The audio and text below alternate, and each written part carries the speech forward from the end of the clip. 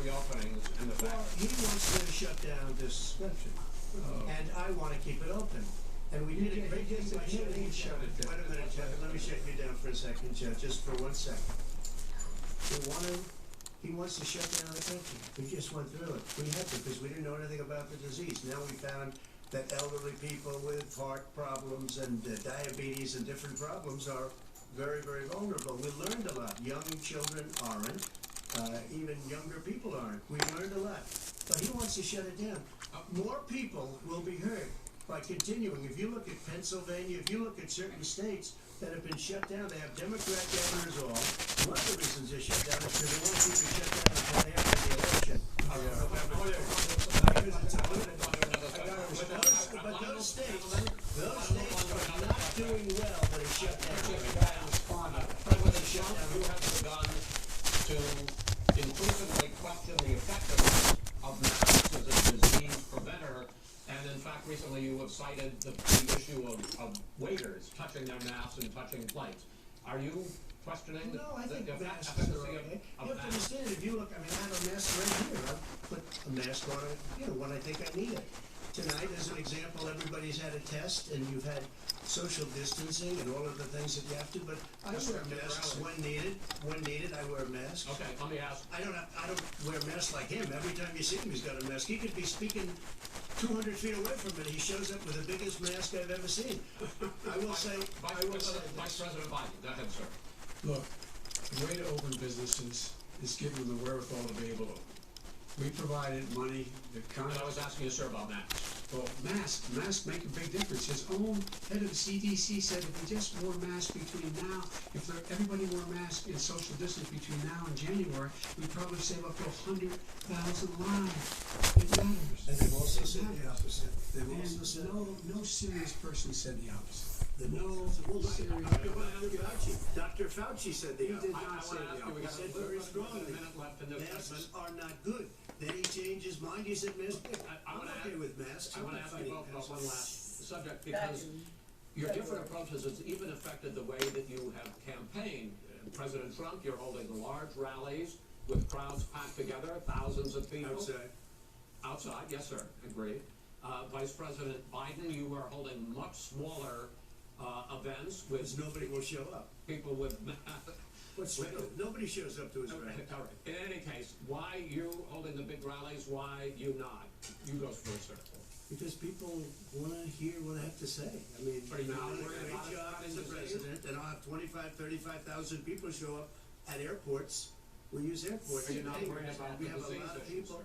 Well, so far, we have had no problem whatsoever. It's outside. That's a big difference, according to the experts.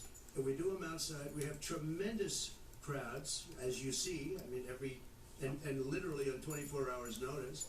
And Joe does the circles and has 3 people someplace. Okay. By the way, did you see one of the last big rallies he had? And a reporter came up to him to ask him a question. He said, no, stand back. Put on your mask. Put on a mask. Have you been tested? I'm way far away from those other people. And that's what he said. I'm going to be okay. He's not worried about you. He's not worried about the people out there breathing in one another. We've had no negative effect. No negative effect. We've had no negative effect. And we've had 40,000 people at these rallies. Just quickly finish up, because I want to move on to our next. Yes, I would. He's been totally irresponsible the way in which he has handled the social distancing, the people wearing masks, basically encouraged them not to.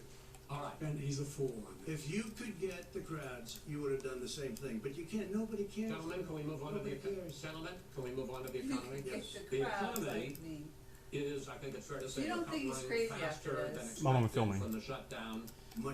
In the second quarter, the unemployment rate fell to 8.4% last month.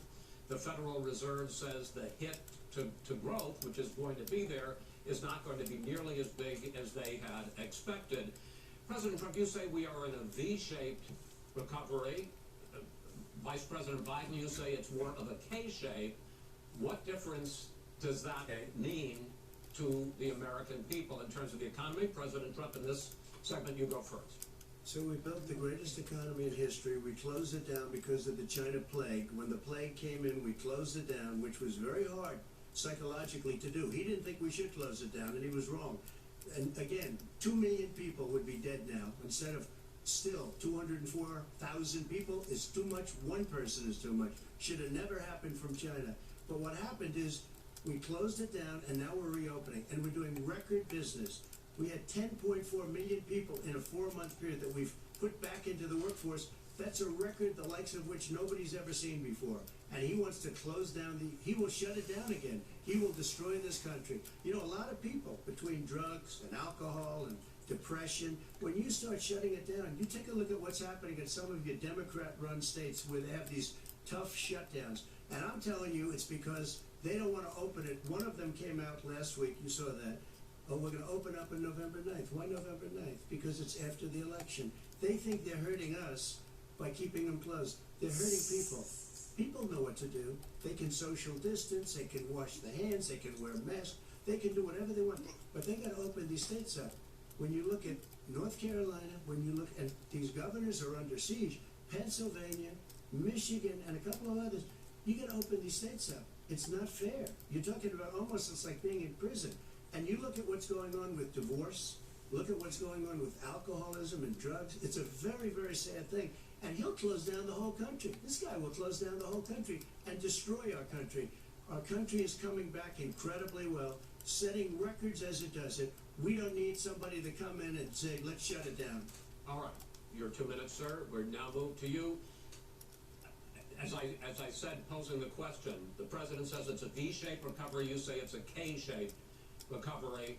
What's the difference? The difference is millionaires and billionaires like him in the middle of the COVID crisis have done very well.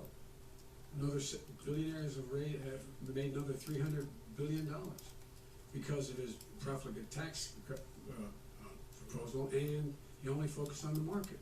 But you folks at home, you folks living in Scranton and Claymont and all the small towns and working class towns in America, how well are you doing? This guy paid a total of $750 in taxes. Sir, wait, no. Sir, it's just no, I understand. You've agreed to the 2 minutes, so please let him have it. Do I get my time back? The fact is that he has, in fact, worked on this in a way that he's going to be the first president of the United States to leave office having fewer jobs in his administration than when he became president. Fewer jobs than when he became president. First one in American history. Secondly, the people who have lost their jobs are those people who have been on the front lines, those people who have been saving our lives, those people who have been out there dying, people who have been putting themselves in a way to make sure that we could all try to make it. And the idea that he is insisting that we go forward and open when you have almost half the states in America with a significant increase in COVID deaths and COVID cases in the United States of America. And he wants to open it up more. Why does he want to open it up? Why doesn't he take care of the America? You can't fix the economy until you fix the COVID crisis. And he has no intention of doing anything about making it better for you all at home in terms of your health and your safety. Schools. Why are schools open? Because it costs a lot of money to open them safely. You know, they were going to give, his administration was going to give the teachers and school students masks. And then they decided, no, couldn't do that because it's not a national emergency. Not a national emergency. They've done nothing to help small businesses. Nothing. They're closing. 1 in 6 is now gone. He ought to get on the job and take care of the needs of the American people so we can open safely. Your time is up, sir. We're going to get to I'd like to respond to that. Well, you both have 2 minutes, sir. Excuse me, he made a statement. So did you. People want their schools open. They don't want to be shut down. They don't want their state shut down. They want their restaurants. I look at New York, it's so sad what's happening in New York. It's almost like a ghost town. And I'm not sure it can ever recover what they've done in New York. People want their places open. They want to get back to their life. They'll be careful, but they want their schools open. I'm the one that brought back football. By the way, I brought back Big Ten football. It was me, and I'm very happy to do it. And people of Ohio are very proud of me. And you know how I got that? Gentlemen, we're going to get to your economic plans going He forward. brought back football. Mr. President, I'm filming. as you well know, there's a new report that in 2016, the year you were elected president, and 2017, your first year as president, that you paid $750 a year in federal income tax each of those years. I know that you pay a lot of other taxes, but I'm asking you the specific question. Is it true that you pay $750 in federal income taxes each of those 2 years? I paid millions of dollars in taxes, millions of dollars of income tax, and let me just tell you, there was a story in one of the papers. I paid $38 million 1 year. I paid $27 million. Show us your tax return. I went. You'll see it as soon as it's finished. You'll see it. You know, if you want to do, go to the Board of Elections. There's a 118-page or so report that says everything I have, every bank I have, I'm totally under leveraged because the assets are extremely good, and we have a very, I built a great I'm asking company. you a specific question, which But is. let me tell you. I understand all of that. I understand all of that. No, Mr. President, I'm asking you a question. Will you tell us how much you paid in federal income taxes in 2016 and 2017? Millions of dollars. You paid millions of dollars? Millions of dollars. So yes. not 750. Millions of dollars, and you'll get to see it. And you'll get to see it. But let me just tell you, Chris, let me just say something, that it was the tax laws. I don't want to pay tax. Before I came here, I was a private developer. I was a private business people. Like every other private person, unless they're stupid, they go through the laws, and that's what it is. He passed a tax bill that gave us all these privileges for depreciation and for tax credits. We built the building and we get tax credits like the hotel on Pennsylvania Avenue. You get a massive, which by the way, was given to me by the Obama administration, if you can believe that. Now the man got fired right after that happened. But Vice President Biden, you want to respond? Yeah, I do want to respond. Look, the tax code that made him, put him in a position that he pays less tax than a school teacher on the money a school teacher makes, is because of him he says he's smart because he can take advantage of the tax code. And he does take advantage of the tax code. That's why I'm going to eliminate the Trump tax cuts. And we're going to eliminate those tax cuts and make sure that we invest in the people who in fact need the help. People out there need help. But why didn't you do it over the last 25 years? Because you were president screwing things up. You were a senator, and You're the worst president America has ever had. Hey, Come Joe, on. let me just say, Joe, I've done more in 47 months. I've done more than you've done in 47 years, Joe. We've done things that you never even thought of, including fixing the broken military that you gave me, taking care of your vets. Mr. President, we're talking about the economy. I'd like to ask you about your plans going forward, because, Mr. President, your economic plan, if you were to be elected president, focuses a lot on big government, big taxes, big spending. I want to focus first on the taxes. You propose more than $4 trillion over a decade in new taxes on individuals making more than $400,000 a year and on corporations. President Trump says that kind of an increase in taxes is going to hurt the economy as it's just coming out of a recession. Well, just take a look at what is the analysis done by Wall Street firms. Points out that my economic plan would create 7 million more jobs than his in 4 years, number one. And number two, it would create an additional $1 trillion in economic growth, because it would be about buying American. That we're going to make this federal government spend $600 billion a year on everything from ships to steel to buildings and the like. And under my proposal, we're going to make sure that every penny of that has to be made by. So I'm talking about taxes now. But what I'm going to eliminate significantly the tax. I'm going to make the corporate tax 28%. It shouldn't be 21%. You have 91 companies, in the Fortune 500 who don't pay a single penny in tax, making billions of dollars. Why didn't you do it before you were vice president? Obama. Because you, in fact, passed that. That was your tax proposal. I got it done, and you know what happened? You got it done. Our economy boomed. It's never boomed. The economy is busted. Mr. President, let me pick up on that. You would continue your free market approach, lower taxes, more deregulation, correct? Not lower tax for American people. But in Obama's, you talk about the economy booming, it turns out that in Obama's final 3 years as president, more jobs were created, 1.5 million more jobs than in the first 3 years of your presidency. They had the slowest recovery since economic recovery since 1929. It was the slowest recovery. Also, they took over something that was down here. All you had to do is turn on the lights and you pick up a lot. But they had the slowest economic recovery since 1929. Let me tell you about the stock market. When the stock market goes up, that means jobs. It also means 401ks. If you got in, if you ever became president with your ideas, you want to terminate my taxes, I'll tell you what, you'll lose half of the companies that have poured in here will leave, and plenty of companies that are already here, they'll leave for other places. They will leave, and you will have a depression, the likes of which you've never seen. Look, we inherited the worst recession, short of a depression, in American history. I was asked to bring it back. We were able to have an economic recovery that created the jobs you're talking about. We handed him a booming economy. He blew it. It wasn't booming. It wasn't booming. It was the weakest recovery since. Wait.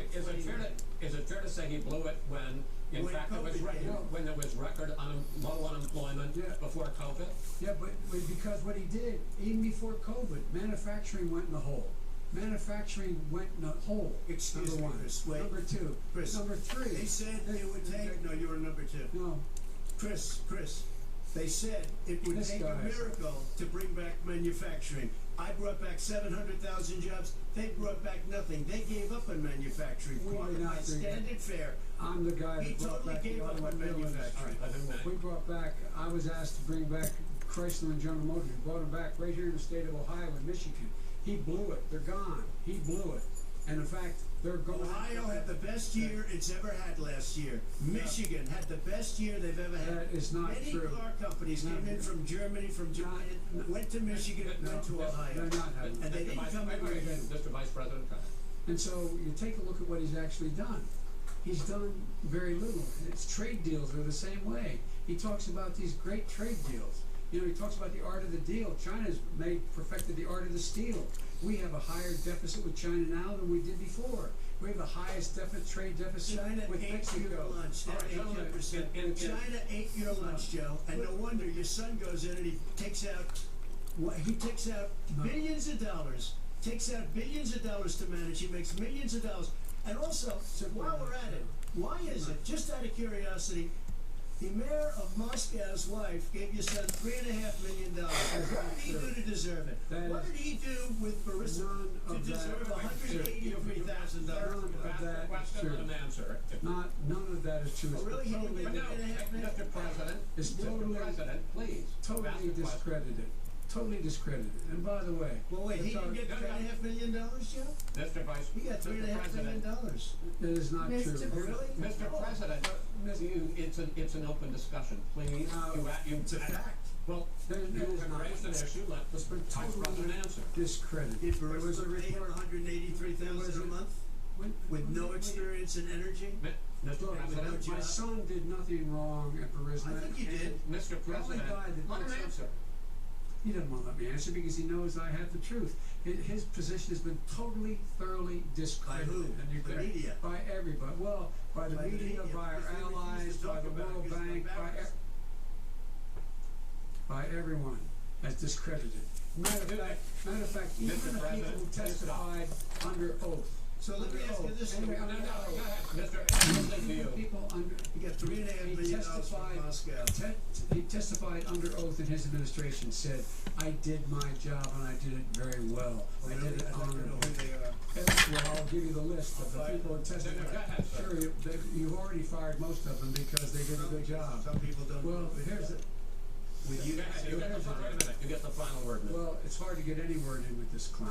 Excuse me. Let me just say, No. I'm Mr. President. $3.5 million. That is simply. Why did he deserve $3.5 million from Moscow? Look, here's the deal. We want to talk about families and ethics. I don't know how to get this thing out. I don't want to do that. I mean, his family, we could talk about all Here's the sidebar, though. It's no longer springy. I need to buy another duracam. This is not about my family or his family. It's about your family. The American people. He doesn't. That's not I don't know how to take this out. He doesn't want to talk about what you need. You, the American people. It's about you. That's what we're talking about. All right, that's the end of the segment. We're moving on. That was springy. Vice President, no. Can I be honest? It's a very important thing. But maybe you can see, okay? I'm going to push this in. I'm going to try to get light down there. You're going to have, True. gentlemen, I hate to And hopefully Why should I just be hopefully different than the two of you? So here's the you deal. can see those little We have 6 fingers. segments. We have ended that segment. We're going to go to the next segment. As In I that actuate segment, it right here. we each are going to have 2 uninterrupted moments. In those 2 uninterrupted minutes, Mr. President, you can say anything you want. Let's do it again.